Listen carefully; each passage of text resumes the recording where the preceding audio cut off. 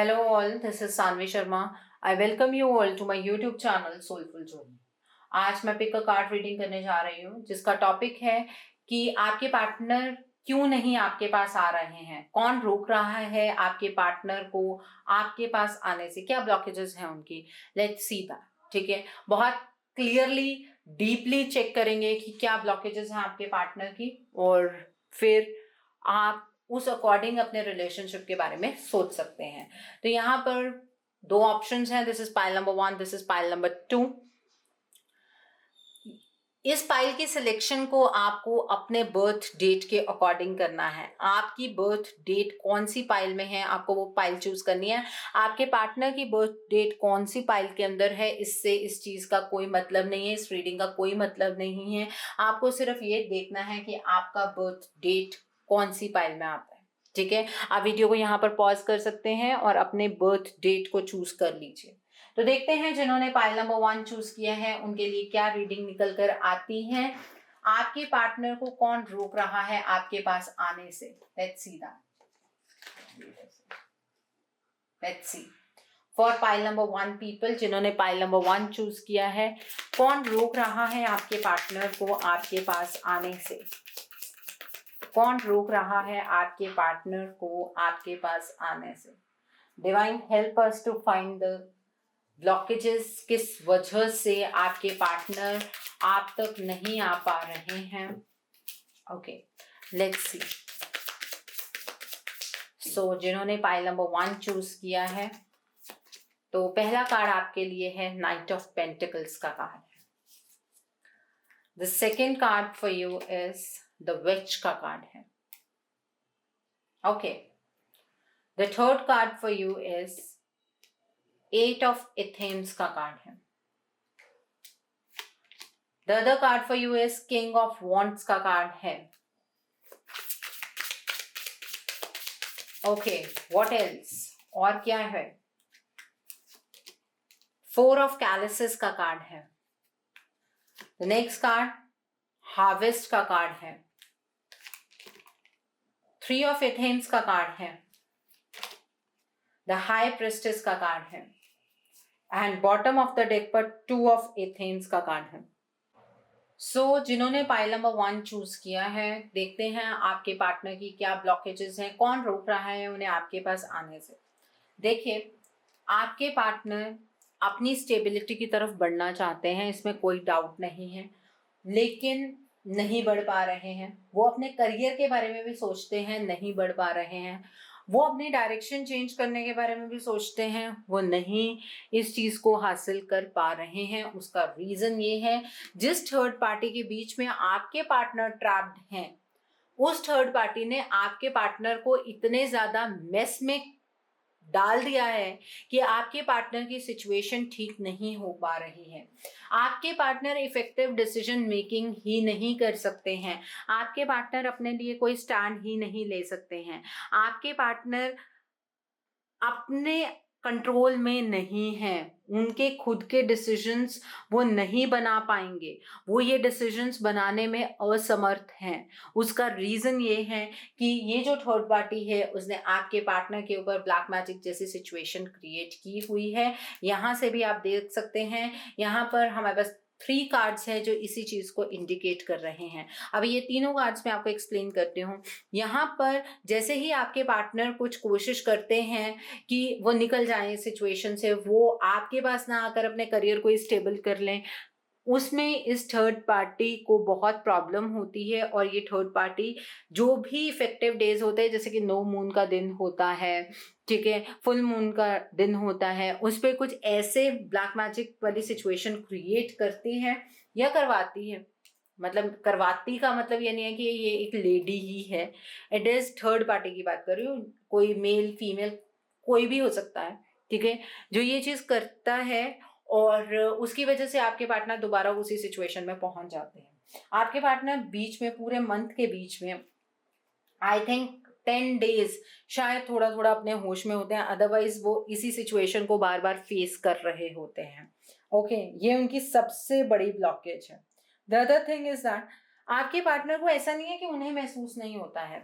आप मैं यहाँ पर एक चीज़ कहूँगी कि आपके पार्टनर चाहते हैं, वो मूव करना चाहते हैं, वो एक नई डायरेक्शन में मूव करना चाहते हैं, लेकिन वो कर नहीं पाते हैं। तो आप लोग शायद ये सोचें कि क्यों? उनके पास तो मोबाइल फ़ोन भी है, उनके पास तो ऐसे साधन भी हैं जिससे वो आपसे कम्युनिकेशन बना पाएँगे, लेकिन वो फिर भी ऐसा क्यों नहीं कर पा रहे हैं?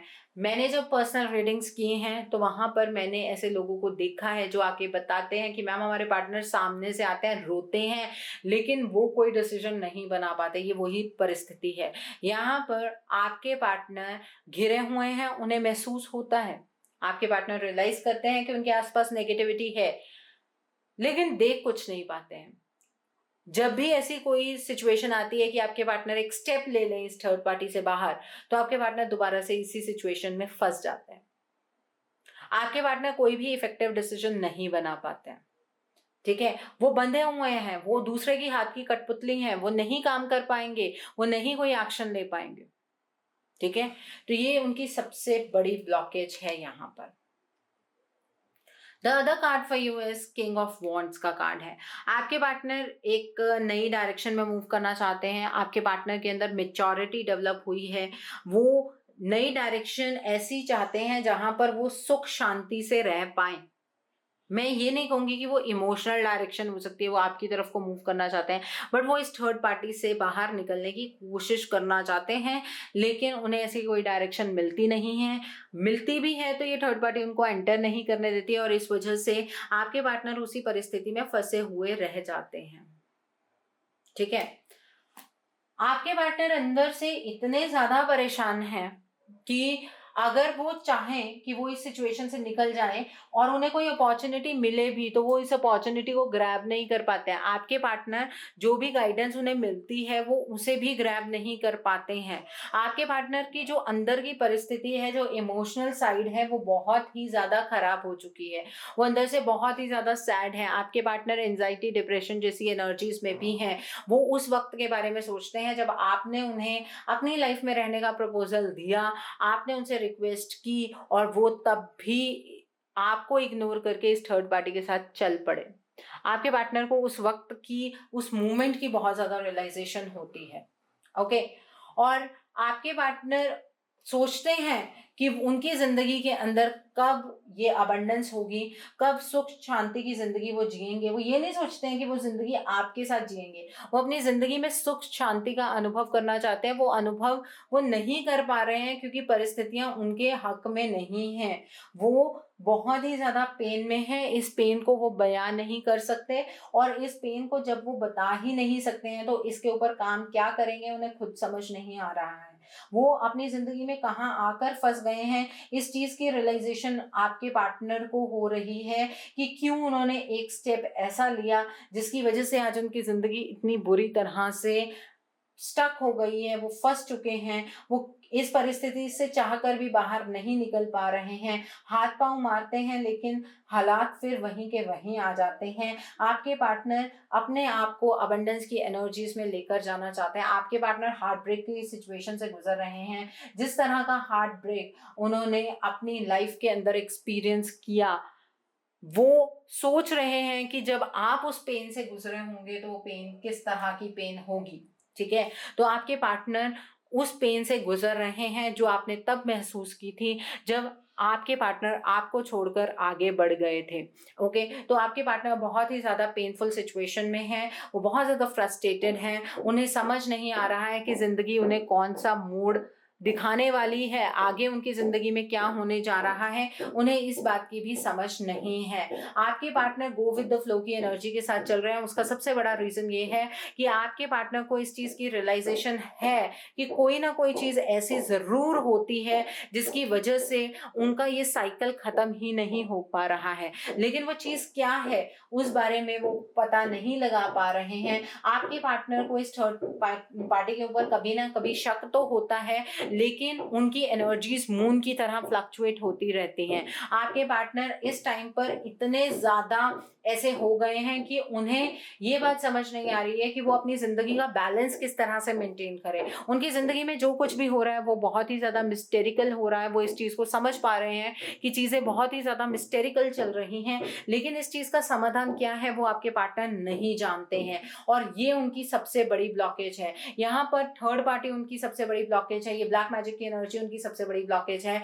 उनका सब कुछ जानने के बावजूद भी किसी चीज़ के ऊपर रिएक्शन ना दे पाना, ये उनकी सबसे बड़ी ब्लॉकेज है। और यहाँ पर टू ऑफ एथेम्स इस कार्ड से इस बात की पुष्टि होती है कि आपके पार्टनर के ऊपर ब्लैक मैजिक की एनर्जी है। आपके पार्टनर दोराहे पर खड़े हैं। आपके पार्टनर दो चीज़ों के बीच में इतना ज़्यादा कंफ्यूज्ड हैं कि वो कोई डिसीजन नहीं बना पा रहे हैं। उनकी ज़िंदगी में सब कुछ उल्टा चल रहा है, वक्त का बहाव उल्टी डायरेक्शन में फ्लो कर रहा है। इस चीज़ की रियलाइजेशन भी कहीं ना कहीं आपके पार्टनर को है।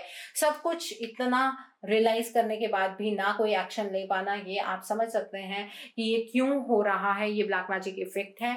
अगर अपने रिश्ते को बचाना चाहते हैं तो आपको अपने पार्टनर को हील करने की जरूरत है। अगर आप अपने पार्टनर को हील नहीं करना चाहते हैं तो इस रिश्ते के बारे में सोचना बंद कर दीजिए।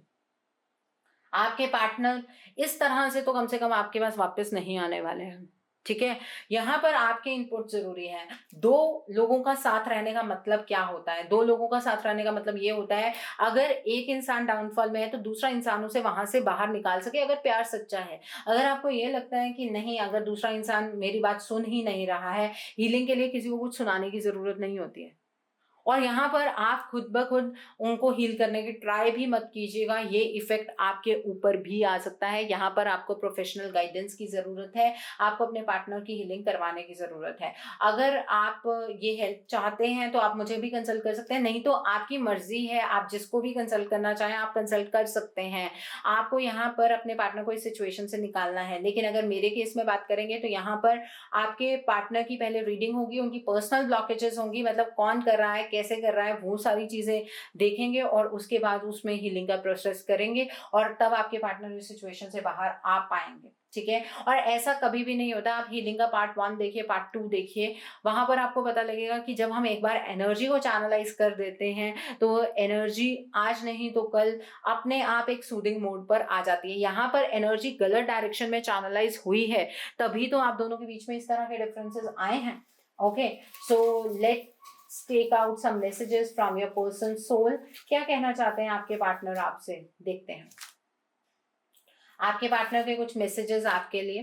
तो पहला मैसेज है, मजबूरी से घिरा हूं लेकिन सिर्फ तुम्हारा हूं। आपके पार्टनर की सोल आपसे ये कह रही है कि वो मजबूरी से घिरे हुए हैं लेकिन सिर्फ और सिर्फ आपके हैं।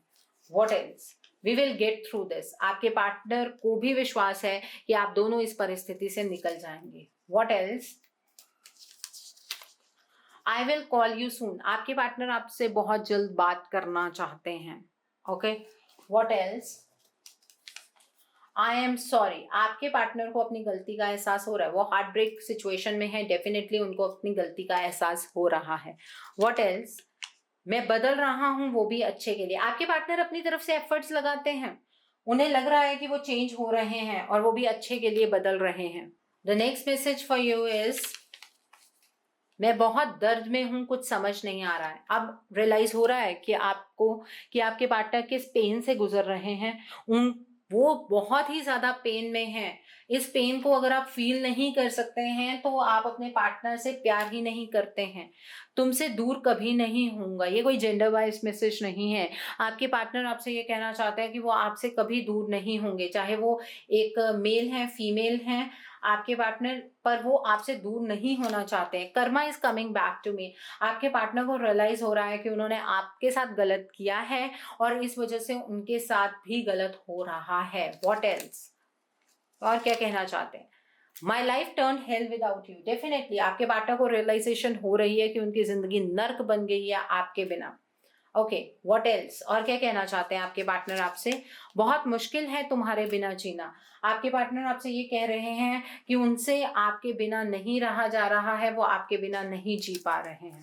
What else, I am incomplete without you. आपके पार्टनर को आपकी कमी बहुत ज्यादा खल रही है, वो अपने आप को अधूरा महसूस करते हैं आपके बिना। व्हाट एल्स, मेरे दिल पर हक सिर्फ तुम्हारा है। आपके पार्टनर अपने दिल पर हक सिर्फ और सिर्फ आपको देते हैं। What else? You make me stronger. वो आपकी वजह से एक डायरेक्शन में मूव करने की कोशिश करते हैं। पहले भी उन्होंने बहुत सारे एफर्ट्स लगाए लेकिन वो कामयाब नहीं हुए, और अब वो दोबारा से एफर्ट्स लगा रहे हैं लेकिन कामयाब नहीं होंगे। I will connect with you soon. आपके पार्टनर बहुत जल्द आपसे बात करना चाहते हैं, वो इस चीज के लिए तड़प रहे हैं, वो अपनी बहुत सारी बातें आपको बताना चाहते हैं लेकिन वो नहीं बता पा रहे हैं। आपको अपने रिलेशनशिप के लिए एफर्ट लेना होगा, अपने पार्टनर को हील करना होगा। नहीं करेंगे तो इस रिलेशनशिप के बारे में सोचना भूल जाइए। ठीक है, मत सोचिए इस रिलेशनशिप के बारे में। ये रिलेशनशिप रियलिटी नहीं बन पाएगा। ओके, सो आई होप जिन्होंने पाइल नंबर 1 चूज किया है उन्हें मेरी रीडिंग पसंद आई हो। नीचे मुझे कमेंट सेक्शन में जरूर बताइएगा आपको रीडिंग कैसी लगी। वीडियो पसंद आई है तो लाइक करना मत भूलिएगा, अपने नियर एंड डियर वंस के साथ शेयर जरूर कीजिएगा। हो सकता है कि किसी को अपने रिलेशनशिप को लेकर क्लैरिटी मिल सके, so do share my video also. अगर आप मेरी रीडिंग से इन्फ्लुएंस्ड हैं और किसी पर्सनलाइज प्रॉब्लम का सॉल्यूशन चाहते हैं, अपने पार्टनर को हील करना चाहते हैं, तो आप मेरे साथ अपनी पर्सनलाइज रीडिंग बुक कर सकते हैं। ये बुकिंग आप मेरे व्हाट्सएप के थ्रू या मेरी ईमेल आईडी के थ्रू कर सकते हैं। मेरा व्हाट्सएप नंबर और ईमेल आईडी स्क्रीन पर फ्लैश होंगे। जिन लोगों ने अभी तक मेरे चैनल को सब्सक्राइब नहीं किया, प्लीज मेरे चैनल को सब्सक्राइब कर लीजिए और बेल आइकन को प्रेस करना मत भूलिएगा, जिससे कि आपको नए नए वीडियोस की नोटिफिकेशन मिलती रहे। So now let's see for pile number 2 people, आप लोगों के पार्टनर को कौन रोक रहा है आपके पास वापस आने से, उनकी क्या ब्लॉकेजेस हैं। लेट्स सी, एक बार डिटेल में देखते हैं क्या ब्लॉकेजेस हैं आपके पार्टनर की, क्यों वो आपके पास नहीं आ पा रहे हैं। तो पहला कार्ड है आपके लिए एस ऑफ वॉन्ड्स का कार्ड है। The second card for you is the moon का कार्ड है। Third card, okay, 2 cards I got, one is ace of palaces, knight of wands का कार्ड है। The other card for you is the standing stone का card है। The next card, 9 of chalices. The next card for you is 6 of athames का card है and page of athames का card है। Bottom of the deck पर the lady and the Lord का card है। आप लोगों के केस में जो ये थर्ड पार्टी है वो आपके पार्टनर के मूवमेंट को रोक रही है, और यहाँ पर जो मूवमेंट है वो इस वजह से नहीं रुक रही है कि कुछ ऐसा क्रिएट किया जा रहा है जिसको रिवर्स नहीं किया जा सकता, लेकिन मूवमेंट इस वजह से रुक रही है क्योंकि ये थर्ड पार्टी आपके पार्टनर के साथ एक इमोशनल ड्रामा प्ले कर रही है। कुछ इमोशनल कनेक्शन इस तरह का बनाया गया है कि आपके पार्टनर इस थर्ड पार्टी के जाल से निकल नहीं पा रहे हैं। यहाँ पर एस ऑफ वॉन्ड्स का कार्ड है। ये कार्ड ये इंडिकेट कर रहा है कि आपके पार्टनर एक डायरेक्शन में मूव करना चाहते हैं, उनका दिल है कि वो एक नई डायरेक्शन में मूव करें। ऐसा कुछ नहीं है कि आपके पार्टनर उसी सिचुएशन में रहना चाहते हैं। आपके पार्टनर समझ चुके हैं कि आप दोनों किसी एक खास जर्नी में हैं। ओके, सो यहाँ पर आपके पार्टनर एक नई डायरेक्शन चाहते हैं। ऑब्स्टिकल क्या है? ऑब्स्टिकल ये चीज है कि जैसे ही वो नई डायरेक्शन में मूव करना शुरू करते हैं, इस थर्ड पार्टी का कोई ना कोई इमोशनल ड्रामा प्ले हो जाता है, और उस ड्रामा प्ले का मतलब सिर्फ इतना सा यहाँ पर है कि आपके पार्टनर जो हैं उनके जो जर्नी का पार्ट है वो अभी तक कंप्लीट नहीं हुआ है। आपके पार्टनर ने अपनी ट्रांसफॉर्मेशन को कंप्लीट नहीं किया है। और एक चीज और है, आपके पार्टनर अपने डिसीजन को लेकर अभी भी फर्म नहीं है। ये उनकी सबसे बड़ी ब्लॉकेज है। जैसे कि मून के फेजेस चेंज होते हैं, ऐसे ही आपके पार्टनर की एनर्जी चेंज होती है। आपके पार्टनर के मूड स्विंग्स बहुत ज्यादा होते हैं। कभी वो ये सोचते हैं कि आप उनको लेकर पॉजिटिव सोचते होंगे, और इस वजह से वो बहुत ही जल्दबाजी करते हैं कि वो आपसे एक बार बात कर लें। ठीक है, और जैसे वो ऐसा करना शुरू करते हैं उसके बाद उन्हें ये फील होता है कि उन्होंने आपके साथ क्या कर दिया है, पता नहीं आप उन्हें माफ करेंगे नहीं करेंगे। ऐसी बहुत सारी चीजें आपके पार्टनर सोचते हैं, और इस वजह से वो मून के फेजेस की तरह ऊपर नीचे होते रहते हैं। लेकिन किसी भी रिस्पेक्ट में आपके पार्टनर कुछ अच्छा जैसे ही करने लगते हैं वैसे ही ये third party emotional drama definitely play करती है। तो ये आपके पार्टनर की सबसे बड़ी ब्लॉकेज है। इस तरह का माहौल क्रिएट कर दिया जाता है कि आपके पार्टनर जो एक स्टैंड ले सकते हैं वो ले ही नहीं पाते हैं। यहाँ पर या इसको हम ब्लैक एनर्जी और उस टर्म्स में मैं इसको कोट नहीं करना चाहूंगी। इसमें ये चीज है कि ये थर्ड पार्टी अपने आप में एक बेचारापन शो करती है, ये थर्ड पार्टी अपने आप को असहाय शो करती है, ठीक है। और यहाँ पर एक थर्ड पार्टी, मैं लड़की के लिए नहीं बोल रही हूँ, थर्ड पार्टी कोई लड़का भी हो सकता है, कोई मेल फीमेल कोई भी हो सकता है, मैं थर्ड पार्टी इन पर्टिकुलर की बात कर रही हूँ, फैमिली भी हो सकती है, ठीक है। तो यहाँ पर प्रेशर क्रिएट किया जा रहा है आपके पार्टनर के ऊपर, वो इस सिचुएशन से इस वजह से नहीं निकल पा रहे हैं। यहाँ पर एस ऑफ कैलिसेस का कार्ड है, ये कार्ड ये इंडिकेट कर रहा है कि आपके पार्टनर इमोशनली विड्रॉ हो रहे हैं सिचुएशन में से, वो इमोशनली चीजों को देख पा रहे हैं, समझ पा रहे हैं, लेकिन अपने जज्बात आपके लिए वो क्या रखते हैं उस चीज को लेकर उन्हें क्लैरिटी नहीं आ पा रही है, वो उस चीज के लिए स्टैंड नहीं ले पा रहे हैं। और आपके पार्टनर को इमोशनली स्टैंड होने का मौका डिवाइन देते भी हैं, तो आपके पार्टनर के आसपास सिचुएशन ऐसी खड़ी हो जाती है कि वो उस मौके को एक्सेप्ट ही नहीं कर पाते हैं। तो यहाँ पर इमोशनल ड्रेनेज चल रहा है आपके पार्टनर का, ये सबसे बड़ी मुसीबत है, ये सबसे बड़ी ब्लॉकेज है। यहाँ पर नाइट ऑफ वॉन्ड्स का कार्ड है, आपके पार्टनर आपके बारे में पॉजिटिव सोच चुके हैं, वो जान चुके हैं कि उन्हें आप ही की तरफ को बढ़ना है, ये जर्नी कुछ स्पेशल जर्नी है, वो आपकी तरफ को आना चाहते हैं, उन्होंने अपना रास्ता बदला है, लेकिन रास्ता बदलते ही मुसीबतें उनके सामने आ खड़ी हुई हैं। आपके पार्टनर फैमिली प्रेशर में हो सकते हैं, आपके पार्टनर सोसाइटी के प्रेशर में हो सकते हैं, आपके पार्टनर जिस थर्ड पार्टी के साथ हैं उसके प्रेशर में हो सकते हैं। तो यहाँ पर ऐसी एनर्जी ज्यादा नजर आ रही है, लोग क्या कहेंगे, दुनिया क्या कहेगी, इस चीज से बहुत ज्यादा मतलब यहाँ पर नजर आ रहा है। आपके पार्टनर बल्कि इस रिश्ते के लिए एक इमीडिएट एक्शन लेना चाहते हैं जो कि वो ले नहीं पा रहे हैं। यहाँ पर द स्टैंडिंग स्टोन का कार्ड है और उस वजह से ये रिश्ता स्टैंड स्टिल है।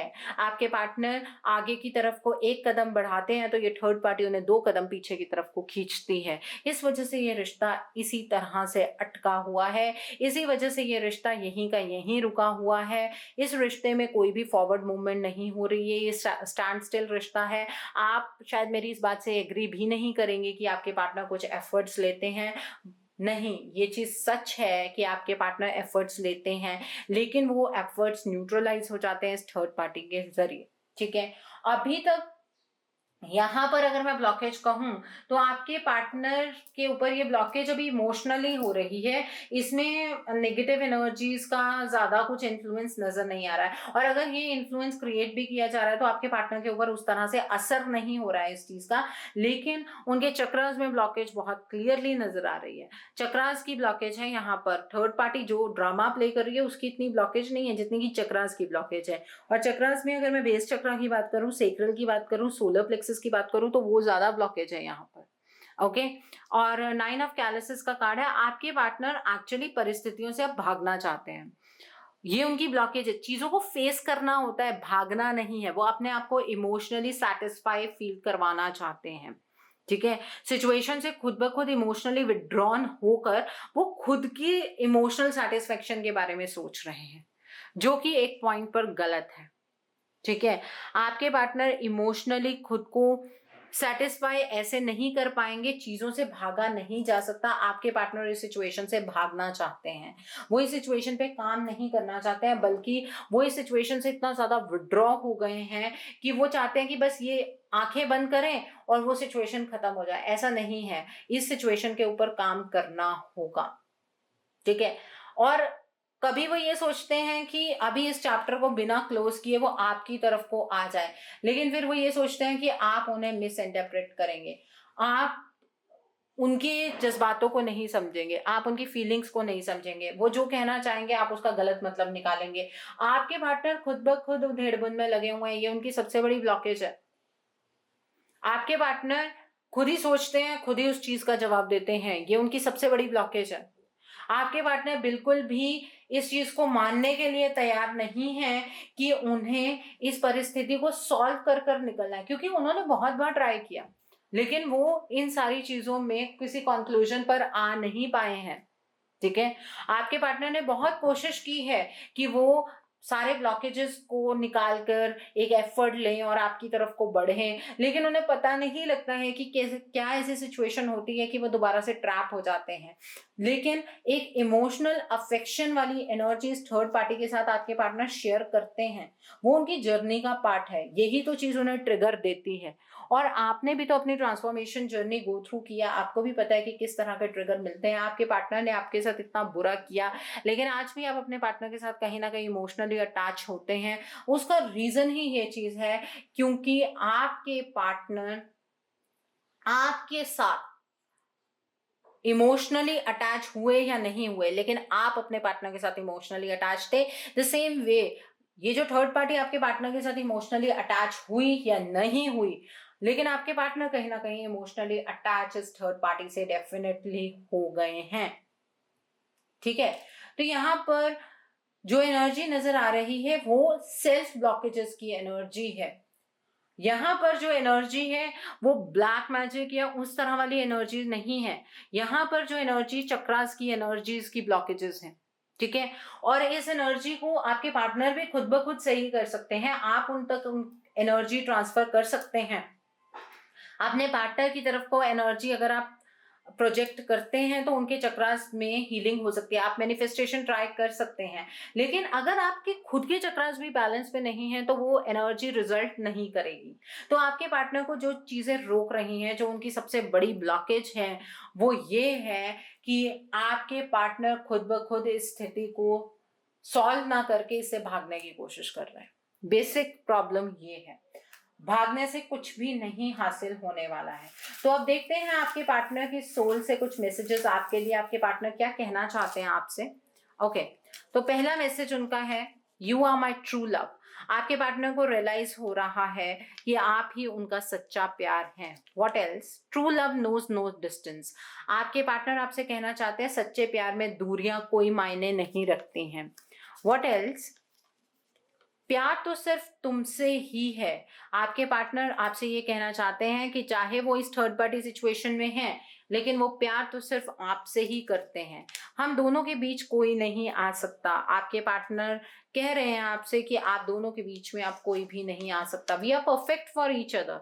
आपके पार्टनर को अब रियलाइजेशन होती है कि आप उनके लिए परफेक्ट हैं, तुमसे दूर कभी नहीं होऊंगा। आपके पार्टनर आपसे ये कहना चाहते हैं कि वो आपसे कभी भी दूर नहीं होंगे, तभी तो उन्होंने अपनी डायरेक्शन आपकी तरफ को की है। I am incomplete without you. आपके पार्टनर अपने आप को अधूरा महसूस करते हैं आपके बिना। We will get through this. आपके पार्टनर को ये लगता है कि आप दोनों इस परिस्थिति से बहुत जल्दी बाहर निकल आएंगे। I think about you 24/7। Obviously जब वो बार बार चीजों से भागने की कोशिश करते हैं तो वो आपके बारे में बहुत ज्यादा सोचते हैं, इसमें कोई डाउट नहीं है। I don't want to enter in to any relationship. ये उनके भागने की टेंडेंसी है, जो ये मैसेज आया है। The next is remember the good times and forgive me. आपके पार्टनर आपसे चाहते हैं कि आप उन्हें माफ कर दें। आप अच्छे वक्त को याद रखें जो आपने उनके साथ स्पेंड किया है और उन्हें उनकी गलतियों के लिए माफ कर दें। I am in pen. आपके पार्टनर जिस दर्द में है वो खुद भी उस दर्द को समझ नहीं पा रहे हैं। एक्चुअली ये जर्नी की पेन है, इसके लिए आप अपने पार्टनर को एनर्जी सेंड कर सकते हैं, आप अपने पार्टनर को खुद ब खुद भी हील कर सकते हैं, इसमें कोई डाउट नहीं है। बस शर्त इस चीज में ये है कि आप खुद बैलेंस्ड हो, आप खुद एक असेंडेड सोल हो। अगर आप ऐसे नहीं हैं तो आप अपने पार्टनर को हील नहीं कर पाएंगे। सो आई होप जिन्होंने पाइल नंबर 2 चूज किया है उन्हें मेरी रीडिंग पसंद आई हो। नीचे मुझे कमेंट सेक्शन में जरूर बताइएगा आपको रीडिंग कैसी लगी। वीडियो पसंद आई है तो लाइक करना मत भूलिएगा, अपने नियर एंड डियर वंस के साथ शेयर जरूर कीजिएगा। हो सकता है कि किसी को अपने रिलेशनशिप को लेकर क्लैरिटी मिल सके, so do share my video also. अगर आप मेरी रीडिंग से इन्फ्लुएंस्ड हैं और किसी पर्सनलाइज प्रॉब्लम का सॉल्यूशन मुझसे चाहते हैं तो आप अपनी पर्सनलाइज रीडिंग मेरे साथ बुक कर सकते हैं। ये बुकिंग आप मेरे व्हाट्सएप के थ्रू या मेरी ईमेल आईडी के थ्रू कर सकते हैं। मेरा व्हाट्सएप नंबर और ईमेल आईडी स्क्रीन पर फ्लैश होंगे। जिन लोगों ने अभी तक मेरे चैनल को सब्सक्राइब नहीं किया है प्लीज मेरे चैनल को सब्सक्राइब कर लीजिए और बेल आइकन को प्रेस करना मत भूलिएगा, जिससे कि आपको नए नए वीडियोस की नोटिफिकेशन मिलती रहे। So thanks for watching, see you soon.